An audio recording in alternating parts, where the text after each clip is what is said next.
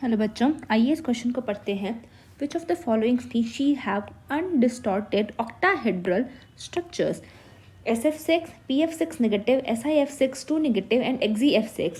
अनडिस्टॉर्टेड octahedral structure होने के लिए हमें ये पता होना चाहिए कि लोन पेयर्स का जो नंबर है सेंट्रल एटम में that should be equal to 0।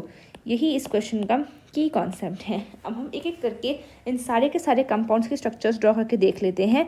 सबसे पहले हम शुरुआत करेंगे SF6 से। तो SF6 के केस में सारे के सारे जो एटम्स हैं वो बॉन्डेड है सल्फर के साथ and there is 0 lone pair on the central atom. तो यहाँ पर अनडिस्टॉर्टेड ऑक्टाहेड्रल स्ट्रक्चर प्रेजेंट है।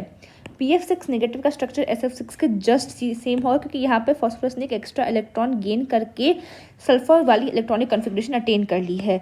तो यहाँ पर भी बिल्कुल सेम हमें कंडीशन देखने को मिल रही है और फिर यहाँ पर एक नेगेटिव चार्ज आ जाता है।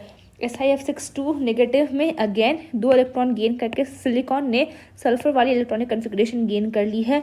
तो इन तीनों में अनडिस्टॉर्टेड ऑक्टाहेड्रल स्ट्रक्चर प्रेजेंट है क्योंकि इन तीनों में sp3d2 वाली इलेक्ट्रॉनिक वाली हाइब्रिडाइजेशन फॉलो हो रही है।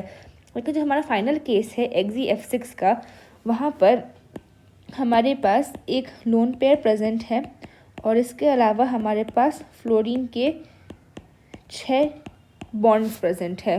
दिस मेक्स बॉन्ड 2 3 4 5 6 7 8 इलेक्ट्रॉन्स हैं ज़ेनॉन कंप्लीट। तो ये एक एक्स्ट्रा लोन पेयर आ गया है, इसकी वजह से यहाँ पे एक अनडिस्टॉर्टेड ऑक्टाहेड्रल स्ट्रक्चर प्रेजेंट नहीं होगा और इनफैक्ट ये ऑक्टाहेड्रल स्ट्रक्चर बनाने की कंडीशन भी नहीं है क्योंकि यहाँ पर 7 बॉन्ड्स हैं। तो ये पेंटागोनल बाइपिरामिडल स्ट्रक्चर बनेगा। बट इस ऑप्शन को एलिमिनेट करते हुए हम देखेंगे कि हमारा सही ऑप्शन कौन सा बन रहा है। That is option D 1 2 and 3। Hope आप लोगों को समझ में आया हो। All the best.